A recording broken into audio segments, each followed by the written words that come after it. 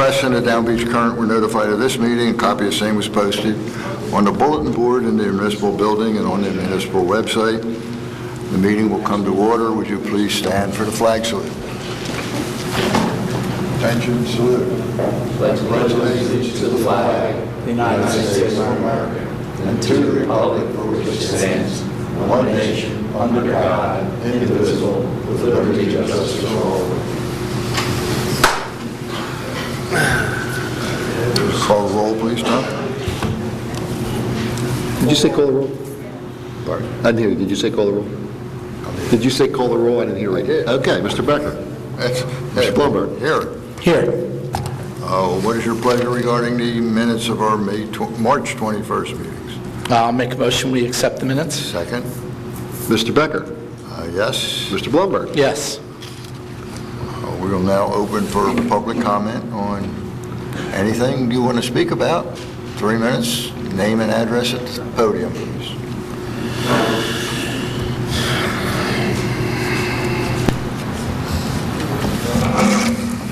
Sewell, 22 West Drive. Mayor, following up on the remarks that I made at the 4 o'clock meeting, I told you that I would give you the 2 resolutions, critical and essential, for containing costs going forward in light of the severe loss of ratables if indeed these $20,000 a year FEMA flood insurance premiums are passed on to the homeowners here. And the 2 essential resolutions, resolution number 1 would be the freeze both on wage and hiring. That is critical when manpower staffing is excessive, as I've pointed out to the city administrator in certain departments, where you have the school board passing pay raises to green new teachers at 52 plus 26 in medical for $78,000 fresh out of college. That's a rather steep nut to cut for taxpayers, and I think it needs to be addressed, and addressed quickly. But these 2 resolutions, besides the strict wage and hiring freeze, we would need another resolution, Mayor, near and dear to your heart perhaps, is a freeze or a ban on all nepotism, patronage, cronyism, and last but not least, Mayor, any and all forms of pay to play, including services in kind, Mayor. If that rings any bells distantly, these need to be passed in order to restore fiscal responsibility and to be fiscally prudent. And a refusal to do this, Mayor, will result in a continuation of taxing and spending. Thank you very much. Thank you, John. Anyone else?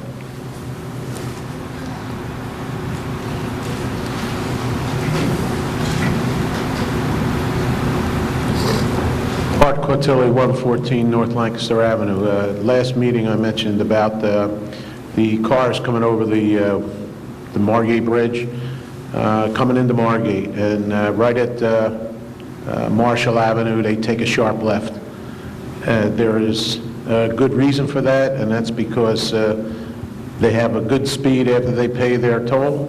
They can get up a good speed by the time they hit Marshall Avenue, and they want to get in front of the oncoming traffic, so they speed across Jerome, down Marshall Avenue. Lo and behold, at the other end of Marshall Avenue, there's no stop sign. So they can continue on right into, with the right-of-way, right into Margate. So I thought I'd mention something about it this week with a little more emphasis, because I sat there in my car, and within 2 minutes, at 5 o'clock yesterday, within 2 minutes, I saw 6 cars coming down, making lefts right there at Marshall Avenue. And there are 2 families. One family on the left, the first house, has 4 children, and 2 children on the right-hand side. I know the 4 children by heart because they just happen to be my grandkids. My son lives there and my daughter-in-law. It's very dangerous there. When I park to go in their house, My wife can't get out of the door. She has to keep looking back to see if there's a car coming before a door gets knocked off. So if a policeman can just park and just watch for himself at 5 o'clock, see what kind of happening. It could be avoided very simply because at that point, Jerome Avenue is 3 lanes. The left lane is a turn lane only, and all they'd have to do is put a stop sign on that left lane so that it makes them stop first, which would be great because it would allow some oncoming traffic to come without these nuts trying to jump in front of them. So if you can, think about it. Maybe one little car might save some life. All right, I have to apologize. This one is on me, my bad. I've been meaning to talk to the police chief about that since the last meeting. I just didn't get it done. You have my word that it'll be done by tomorrow or Monday at the latest. Great. Well, you'll if they just put a car there at 5 o'clock just to watch. Or just so I They'll have an understand, are we idea. putting a stop sign on Jerome Avenue? On Jerome Avenue, It's a left county lane. road, and you can't do that. I mean, it's just... The left turn So you lane need to is a come up county with a road. better idea, because Well, Jerome is a county road. Well, okay, how about at the other end of Marshall Avenue, at least put a stop sign, so that they know that by cutting out the traffic lights here, they're still going to stop by the You're time going to they have get to to the stop other at corner. Marshall and Huntington, is that what you're talking about? Yes.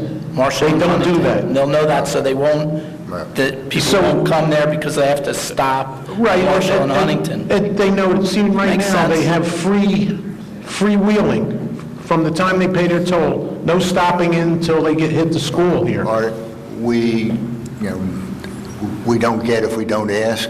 I don't know how the county will be receptive to this. Let me talk to the police chief, see if he can come up with any kind of Okay? solution. And I'll get back. If you can even put one at the other end of Marshall Avenue, it would be something. Okay, thank you.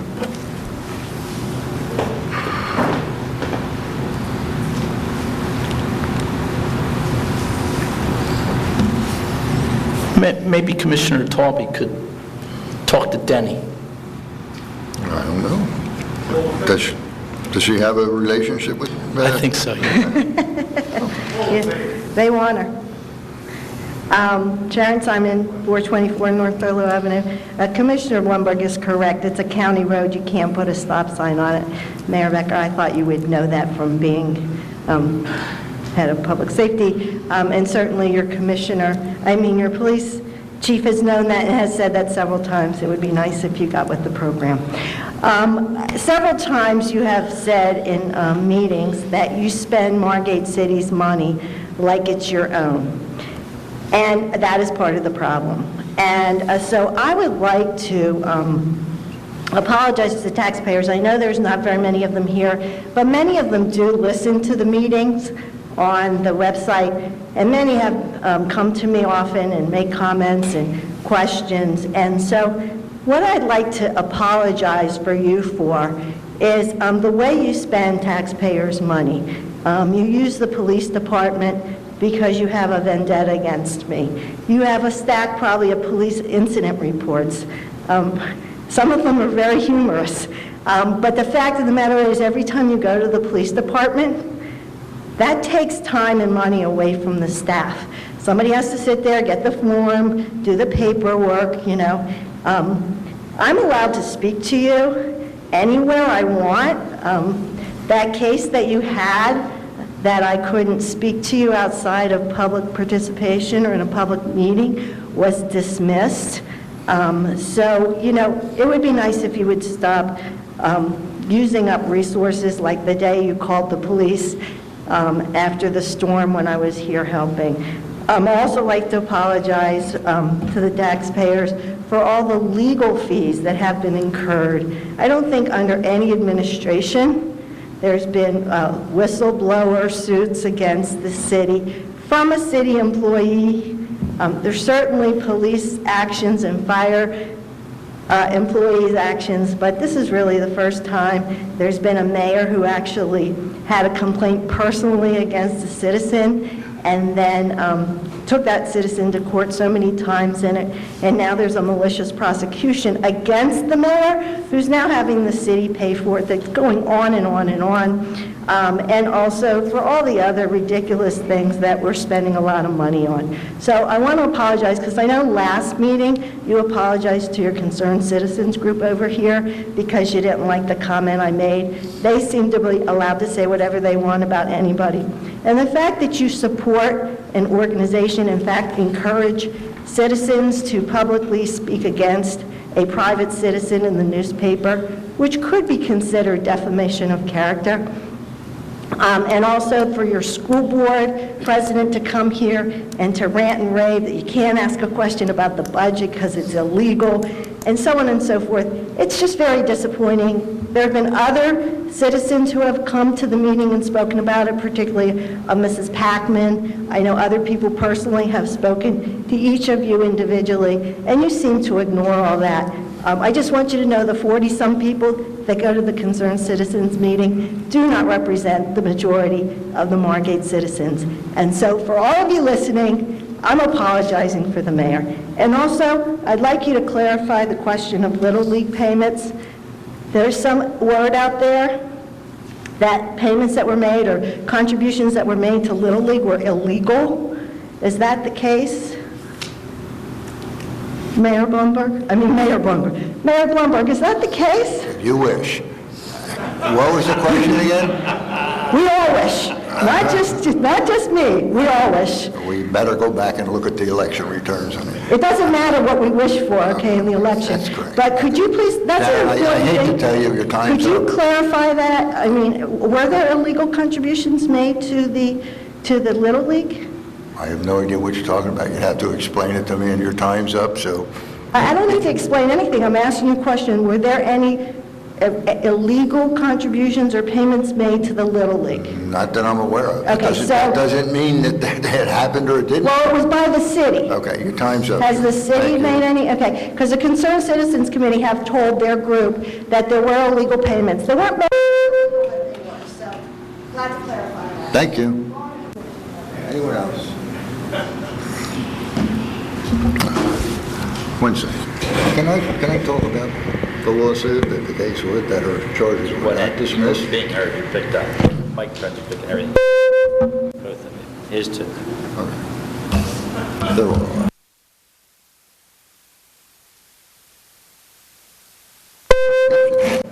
Just use sign language. I can bring a copy of the judge's order.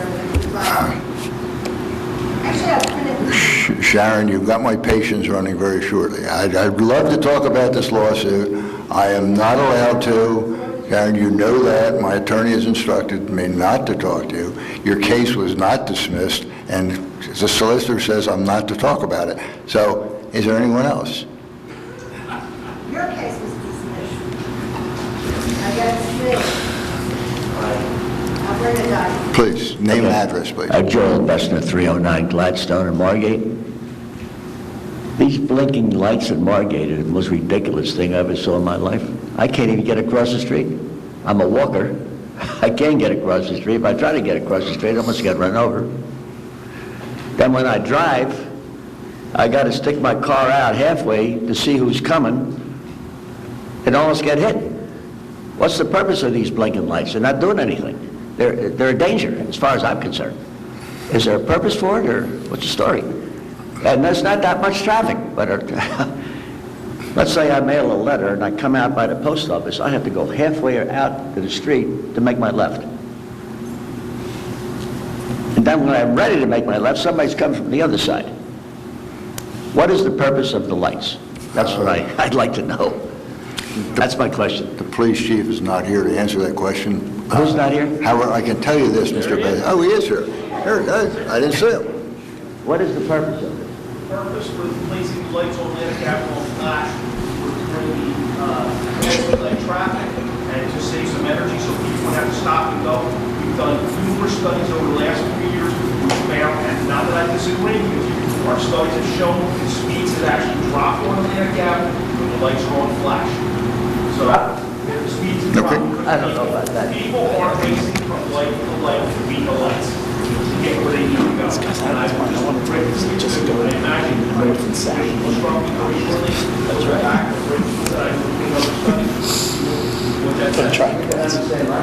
yes, I do. But that's the people that I've heard, we've heard nothing but compliments about the lights being flashed. Halfway out. It might be an unrelated issue to the lights, it might be a site triangle or site not related to the lights on. We'll look at it. Okay?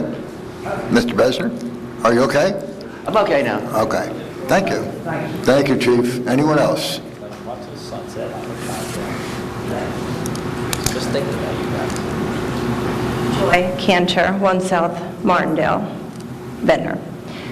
To follow up on what you were saying about trying to cross the street, I just think it's a lack of courtesy. People often don't care for pedestrians, unfortunately. So just know that if you're walking in front of me, I stop to let you go and then risk getting rear-ended.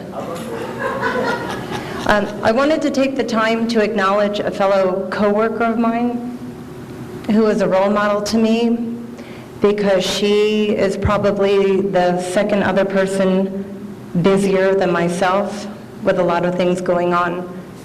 And she's one of the most organized people I know, diligent, also a Ventnor resident, striving to make Margate a wonderful place to be, to visit, and live in.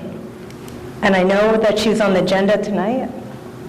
Anna Maria is a role model for me, because when I see how she works, it makes me want to be a better worker also.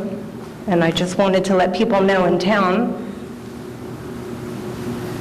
that she's a very hard worker, and that besides sleeping and eating and going to work, we're focusing on the other third of the day that involves leisure time, special activities, special events, and we have it in our heart to help make this place a better place, to be positive and full of sunshine.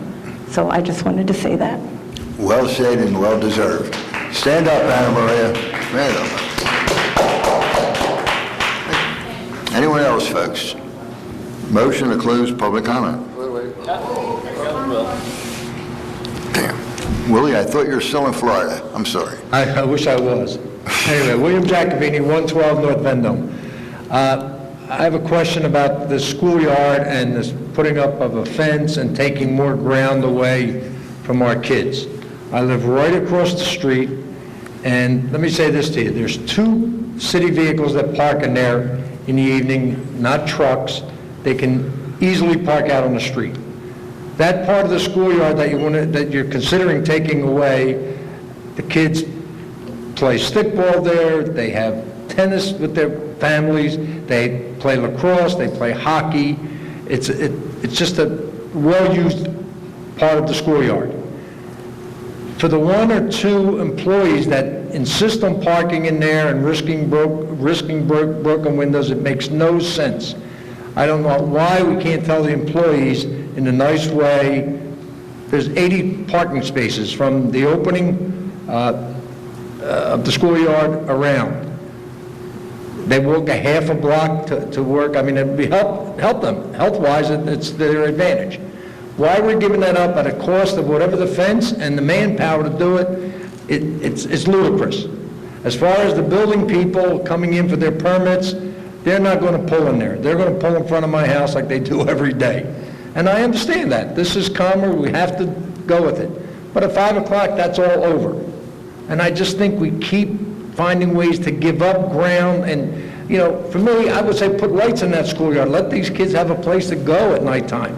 And then all we hear all summer long is that it's a problem with the kids. And Mr. Mayor, I just think it's so important not to keep giving this up. Not for 2 or 3 cars.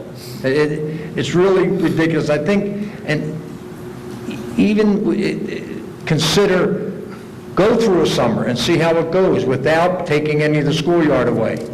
I mean, talk to the employees that are here. They didn't have parking at City Hall or Washington Avenue, I don't believe. It's the same thing here, but now they're closer. Rainy days, open an umbrella. Come on. It's not that bad. I'll walk them to the door. I mean, everybody wants to get to that front door. It's amazing. But, I mean, to just give this up, to me, it just doesn't make any sense. At least can we table it and see how it goes for the summer? I'll be the first to tell you if it's a major problem. I'd be honest with you, it doesn't bother me now, and I just think, it's a cost we don't need to incur right now. Thank you, Willie. Thank you. Mike, I just want to comment. I think Mr. J has a good idea. And so what I'd like to do, and I know we haven't decided anything. As a matter of fact, I was going to meet with Frank next week to look at the proposed fencing. But maybe he's right. Maybe we should give it a little more time and see if we really do have the need. So I would ask that you consider that again. I'm going to meet with Frank, and maybe we can do an informal poll amongst the employees that work here, including Jimmy and Frank, as well as the people up front, before we erect any fencing. I have no problem with that. And Willie, by the way, I know you're considering taking it away. One of the intentions, as far as I understood, was to get the employee cars off the street so that it would bother the residents less. So it wasn't about taking away, it was trying to make life better for everybody in the neighborhood. But we'll look at it. Okay, and thank you for your comments. No. You're done.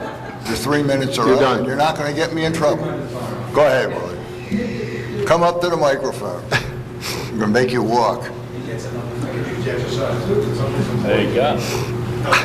Believe me when I tell you, from the opening that you just put the driveway around on Vendome, around to Monmouth, on this side of the street, and on Union, it would not affect one person. You're not parking in front of anyone's houses. The only people that would be affected are the people that don't want to walk an extra 40 feet. That's all it would affect. Believe me when I tell you. Now, I guarantee you the building code people that coming for permits, whatever, they're just going to park as close as they can.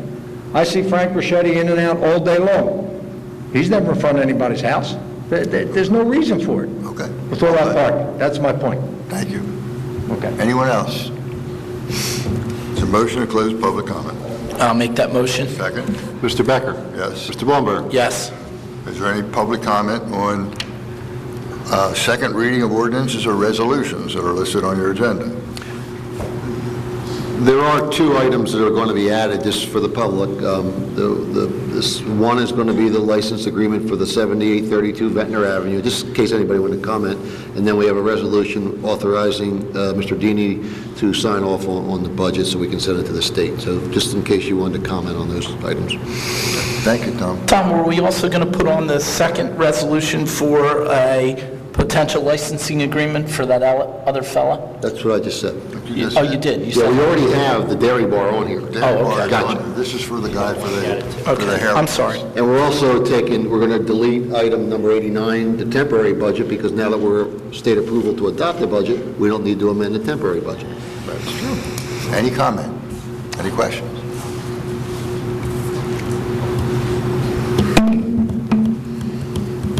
Sensitive. Karen Simon, I still live at the same place. Is there going to be an opportunity for us to ask questions about the budget? Questions? Yes. Yes. Mr. Costello will take questions during hearing, During what? during the budget hearing, When would that be? Item 9 on the agenda. right in this section. Oh, okay, so I should wait till then? That would be nice. Okay, great, thank you. Yeah, thank you so much. Anyone else? Make a motion, we close. Second? Mr. Becker? Yes. Mr. Blumberg? Yes. Mr. Hiltner? We have an ordinance 2013-08. It's rescinding, this is second reading, it's rescinding ordinance 2012-20 regarding Chapter 175. Scott, would you help me out with this one? Yes, Mr. City Clerk, we are amending our zoning ordinance Turn to your reflect right. it's 08, right? We're dealing with 08? Correct. Yes. And that is the ordinance, essentially, it's been superseded by the 2013-1 ordinance, which was a much more comprehensive ordinance. So that temporary, I'll call it a temporary ordinance that we put in right after Superstorm Sandy is now going to be rescinded, and we'll rely on the current upgraded ordinance. Okay. I'll make that motion. Second. Mr. Becker? Yes. Mr. Blumberg? Yes. We need your autograph. We have the first reading of ordinance 2013-09, amending Chapter 257, Vehicles and Traffic for time limit parking on Winchester Avenue out in front of the building, municipal building, and for 7801 Ventnor Avenue. This is first reading. Second reading is April 18th at 5 p.m. I'll make that motion. Second. Mr. Becker? Yes. Blumberg? Yes. Resolution 88, authorize the payment of claims and payroll. I'll make that motion. Second. Mr. Becker? Yes. Mr. Blumberg? Yes. We're striking 89. Resolution 89 is stricken. Correct. Resolution 90, support Margate Business Association grant applications. I'll make that motion. Second. Mr. Becker? Yes. Mr. Blumberg? Yes. 91, approves change orders 6R and 7R for Aliano Brothers. Increase of $9,041 and $3,755. I'll make that motion. Second. Mr. Becker? Yes. Mr. Blumberg? Yes. Resolution 92 authorizes the execution of a revocable license agreement with Margate Dairy Bar as described earlier. I'll make that motion. Second. Mr. Becker? Yes. Mr. Blumberg? Yes. Would you like me to finish these items on the agenda and we can go back to the hearing last?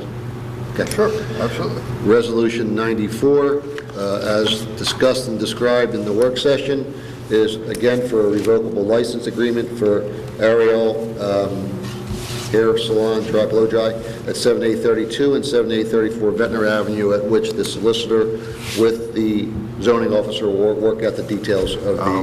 Make that motion. Second.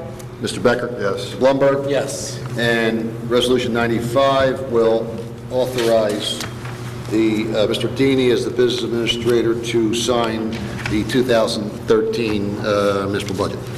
I'll make that motion. Second. Mr. Becker? Yes. Mr. Blumberg? Yes. We now have the public hearing. We now have a public hearing on the budget. Mr. Costello? There are copies of summaries of the budget up here. We put up here earlier. Come on up here, man. If anybody... Come over. Come on.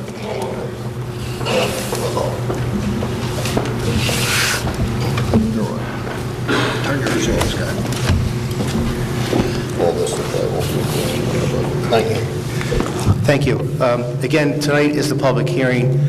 I gave you a brief description on what was contained in the budget, the tax decrease of 1/10 cent, and now it's time to field questions from the public of any concerns or anything that they want to comment on with respect to the budget before it's adopted. You want questions now? Questions now. Do you have your questions, ma'am?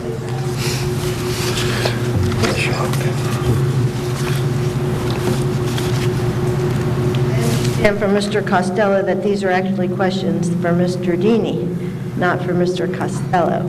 But the questions I had asked earlier at the 4 o'clock meeting were in each department, Public Works, Public Safety, Building Department, Revenue and Finance, have those dollars increased? Have we seen an increase in the cost, the expenses for those departments, particularly in the staffing area? That's one of my questions. The best way to answer that question, without looking at every specific number, is that the salaries and wages for the entire city are up about $55,000. That, though, doesn't mean that people didn't get raises. The existing people get raises. So the difference between that is a reduction in the number of employees through attrition. No one's lost any jobs other than through attrition, but when we went over the budget with the Commissioner of Finance, it was clear to me that he didn't want to see any new additional employees beyond what we had before, and we do not. We have a reduction, or the same or a reduction in each department. We have vacancies right now. There's one vacancy in the fire department, there's one vacancy, there's 3 vacancies in the police department because of retirements. Those positions are funded in the budget for at least a portion of the year, at least 3/4 of the year. However, there are no employees have been hired, although there is an intent, I would think, to fill some of those positions before the end of the year, although not soon, with respect to anything other than perhaps the fire department. It was a long answer, and I'm not sure I answered directly, but in terms of the number of employees, we have less full-time employees in all 3 of the departments regarding staffing, and in terms of dollars, we're up about $50,000 total from where we were a year ago. I know there's decreases in the police department and other departments, so is that increase, the lion's share of that, is that from Public Works? I know that we had a part-time person go to full-time, and we hired the new project manager. There's no, in fact, I could go look specifically, but I think... I'll send you an email, and I can I'm get pretty that sure the information. Public Works Department is the same or less than last year, because we had 3 less employees and there's 1 new employee, so there's at least money for less than 2. It's just about flat. It's just salaries and about- wages are slightly less than they were a year ago. It's just about flat. It's up a tiny bit, maybe 1/2 of 1%. Public Works? Okay, they're about flat, right? Okay. This will help you if you want to look at this. Oh, okay, thank you.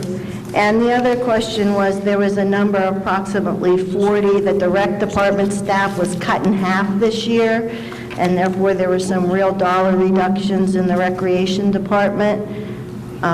Is there a way to I get don't an know. answer to that question? I don't know where that statement came from. Came from the Concerned Citizens Group. Well, it did not come from the city. Okay, so are you saying, as the business administrator of the city, that that's not correct information? Because it's being presented to the public, a group of the public, as it's correct information. I believe last summer there were less numbers of people hired as part-time people. There is no specific amount of numbers of people that's left to the managers, but in terms of the money that's available, they're to... The reason why I say that is it's really more important how many hours of part-time people we have as opposed to how many people we have. Exactly, So and a lot of these are young kids. the idea that we have less people. people doesn't mean that there's less hours, and so the key figure is really hours, not people. Well, you were getting credit for saving all those thousands of dollars, so... Thank you. I didn't give you credit, that was the Concerned Citizens Group, Mayor Becker you are and giving Commissioner credit? Toby. I'm sorry? But now you are giving him credit? No, I'm saying that in reality, there wasn't a reduction, so it's not really fair to give Mr. Dini credit. Let's give him credit for stuff he really does. Thank you. Anyone else? Any questions for Mr. Costello? Oh, here we go. Back and forth, back and forth, back and forth. Bart Cotilli, 114 North Lancaster Avenue. I just have just a quick question. Was any thought, you mentioned that like 3 policemen retired, so you have some openings. Has any thought been given to temporary hires for the 1 or 2, just for the summer, say? That'll be our heavy season, and I know Wawa does it. They hire plenty of temporaries in the summer. We are in discussion to do that, Art. Okay. The chief is looking at that, and we should have that resolved within the next couple of weeks. Thank you. You're welcome. The answer was yes. I can't hear, both of us are having trouble hearing what other people are saying. Turn the speaker off. It got better, but not best. Can you lower the volume? We can't hear the wording. I don't know what. Lower it a little bit. We're gonna get a hearing aid. We can hear you now, Fred. I have to. Try lowering the volume just a tad, Fred. I think that might help. Any other- It's a bubble echo.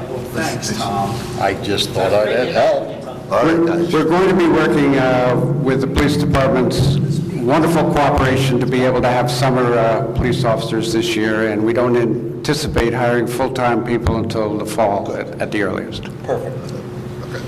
Any other questions? Good. Better. It's better. It sounds a lot better up here. We were getting an echo. Thanks, Fred. Sewell, 22 West Drive. This is a question for the auditor. Auditor, although the budget is already done and completed and approved and signed and all, I would like to inquire what would be your suggestions to have perhaps better braced ourselves for this enormous problem facing the homeowners and taxpayers in Margate with FEMA flood insurance premiums going to sums perhaps $20,000 annually?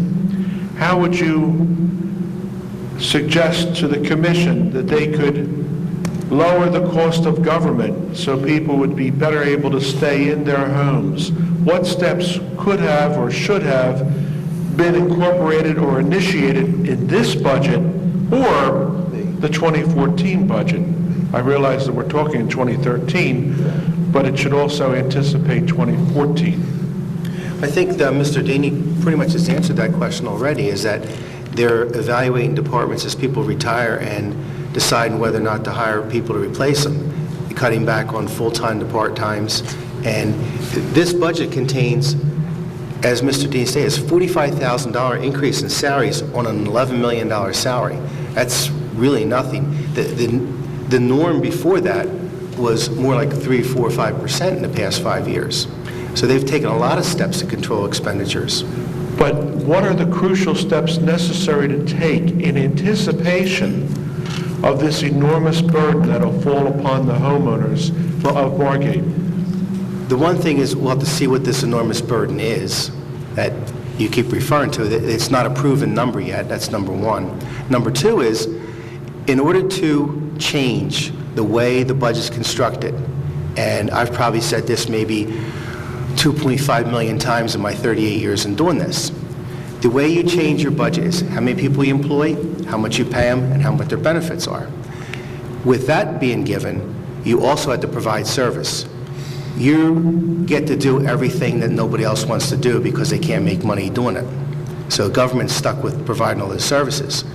You have to provide police, fire protection, EMS. They're the biggest items in your budget. No one wants to do that because it's not profitable to do that. You're left with the task of handling that. It's their job, the commissioner's jobs, to provide services to the city. How far can you cut those services in your hypothetical disastrous case remains to be seen and still operate the city. That's number one, is operating the city safely. Number two is, how much will that cost to do? They have been looking at this. They have had attrition. They have been saving money in the past several years. The bomb that's going to go off that you're talking about will have to be addressed when the time comes.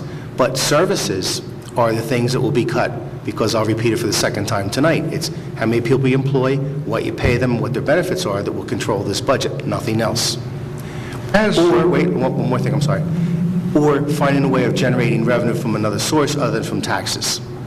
As auditor, what would you suggest that this commission do a study amongst themselves to anticipate what seems inevitable? When the head of FEMA says the program must at least pay for itself, this must equate to enormous increases in premiums, approaching the predicted $20,000 per annum. And this essentially will put most homeowners and taxpayers in a tailspin. And I'm saying, would it be advisable for this commission to do an in-depth, in-house study at this point in time and anticipate this so they can better react to it when it falls on our doorstep? What my major concern is that there is not a complete appreciation for the magnitude of the problem going forward. And I'm afraid that they're going to be caught short when these premiums fall down upon the homeowners and taxpayers. And it'll put the real estate market in Margate in a very similar situation to the one in Ventnor. And I think if we could anticipate some of these enormous costs to the homeowners, then perhaps the size of government could be reined in anticipation of this. I mean, for example, the budget for the school district in Margate, it's way out of proportion to the number of children that we have going to this school, where we're spending $1.5 million per annum on special education for a handful of children. Now, granted, this is necessary under the law, but whether it's necessary to the tune of $1.5 million, that's a completely different question. And as you're well aware of, between the school district and the city of Margate itself, they rank as the number 1 and number 2 employers in the town of Margate. This is only a 1 square mile town, and we're spending in excess of what someone like Mayor McCullough would do on a 62 square mile basis. The cost of services for the amount of territory covered seems to be dramatically out of sync with surrounding towns and cities. So my question to you once again is, would you advise, as auditor, to do a more intensive study by the commission to anticipate what seems to be inevitable? Well, I think today someone mentioned, I forget who it was, that these FEMA maps are not yet final, and they are subject to revision. I believe, Scott, were you the one that mentioned the maps? I think Okay. John understands is they're calling them the preliminary maps, which are going to come and replace the advisory maps that are currently in effect. They've told us now they're going to come out in June. We think what's going to happen is they're going to reduce the V zone. We're still going to have this coastal A zone, though, and that the coastal zone, the projected flood insurance premium, I mean, John has a point there, and I was going to suggest, because you're so eloquent as you described this, that we send you to Washington, D.C. to talk to Congress, because they are the ones who passed this Bigot Waters Act, which has made our federal mandated flood insurance program has to be self-sufficient. They're $19 billion in the hole. So really what they have to do is amend the law. And I think our congressman should get the message the next time those farm states want farm subsidies, say no, because what they do to our flood insurance. You're right. I mean, we're going to get harmed, and you see some of our sister communities that have already taken huge hits because of rateable base decline. Margate, you heard earlier tonight, though, and last week, we stayed at $3.5 billion, which is very remarkable. Margate is, we've kept our rateable base, and our, as you know, the local purpose actually went down slightly, which in light of what's happened to most of our sister communities is amazing. But what my point is anticipating the magnitude of the problem going forward.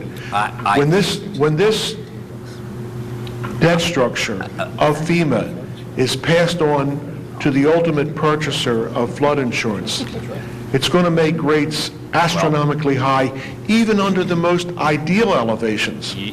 You're right, and one of those things has been, for instance, the contracts that Mr. Deeney has negotiated have been a tremendous benefit to the city, and very grateful to those public employees who agreed to those new contract terms. That will affect Margate down the line significantly to the good.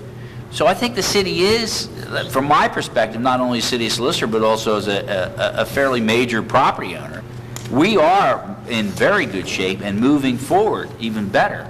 Well, and I'm very proud of the accomplishment that these guys have made, John. There's no doubt about once in a while, even a broken clock is right. Now, again, you have to twice a day.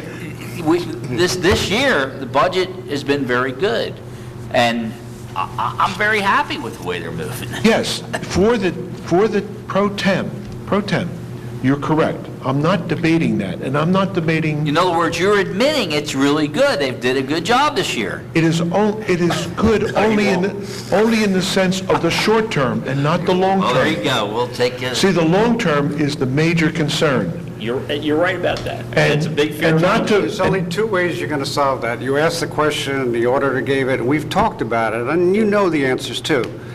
The first is employee costs, because most of us, we're in the service business. We don't produce things here but service. So there's cost of providing those services. So that's the first thing. The second is debt service. We did reduce the debt service with that, but either one of those has cost to it as well as benefit to it too. Because in the long run, if you don't deal with your infrastructure, you're going to have a problem. So we're cautiously reducing debt service, but we have reduced it. And at the same time, we're renegotiation for sustainable costs of employees and looking to reduce through attrition. I think that they are both current and at least mid-range, if not long-range, attempts at what you're asking us to do, because they're the major things that we can look at. We can look at part of our capital structure is not just infrastructure, but it's the equipment that we need to operate. And we will not buy any new equipment other than to replace equipment that we have. We're not adding things, adding new items. And we're going to try to reduce where possible, even the equipment that we have through technology and otherwise. So I don't know of any other way in terms of running a local government without doing those kinds of things. One of the problems we have here is this building, as wonderful as it is to be in this building, and we all have pretty much embraced it. We need to do an analysis of what it's going to cost in the long run, not just the short run, now that we're here. It's not about whether we're going to be here or not going to be here. We are here. And what I'm afraid of, I never ran a school before, but we're basically running a school. We're running a system with a roof on here that I remember paying $1 million or more for repairing school roofs. Well, we have another school here now to repair. So that's a major. So one of the things we're going to try to get a hold of is our capital costs going forward, that are especially the new kinds of capital costs going forward. The systems here with air conditioning and heating are somewhat unknown at this time. We've replaced an awful lot of things that were cannibalized in our heating system just to be able to keep the heat going here. We didn't have any heat for a while on the second floor. Fortunately, it rises. And fortunately, we're not occupying it. We need to look for people to occupy ultimately the second floor here that will pay us something, as opposed to just occupying it to fill space. It's so easy that we have so many classrooms here, we can just fill space. We don't need to fill space. We need people that will fill space and maybe contribute to the cost of operating this building. So I think all the things that you're talking about are things that it's good to talk about, especially in the context of a budget, but the commissioners are challenging us and each other, frankly, to do this. My only issue is the magnitude of the problem going forward. You know, is it cataclysmic? And I believe it is cataclysmic and catastrophic. We'll have to wait and see. See what It'll be a Craig big vote Fugate. if it is, that's for sure. I believe Fugate is correct in his assessment. I believe he's correct in his estimates, and I believe he's correct in the cost factor. And if these cost factors hit the individual homeowners, it's going to have a devastating impact upon real They estate. can't pay their monthly costs, doesn't matter whether it goes to taxes or flood insurance or mortgage principal or interest. It's all the same. That's all I care about, is what my mortgage is, not which part goes to which, unless it's tax deductible. That's the major concern, is anticipating this, and whether there is enough planning going forward. We're not talking about tax year 2012 or 2013. We're looking down the road, 2014, 2015. Are Margate residents and taxpayers going to be able to remain in town? That is the question that has to be addressed, and it has to be addressed rather quickly. That's all I'm saying. Thank you. Thank you. Was that a question? Anyone else?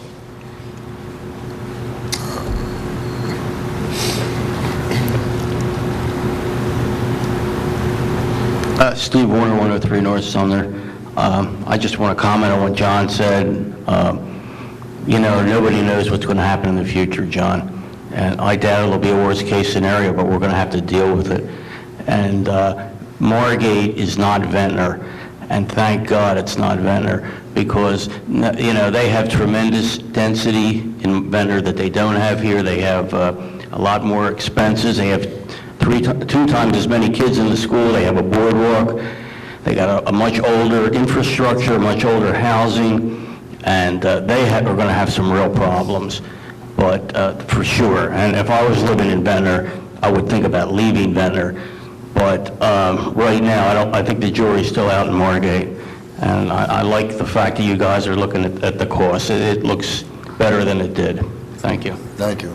Anyone else? Thank you. Anybody up?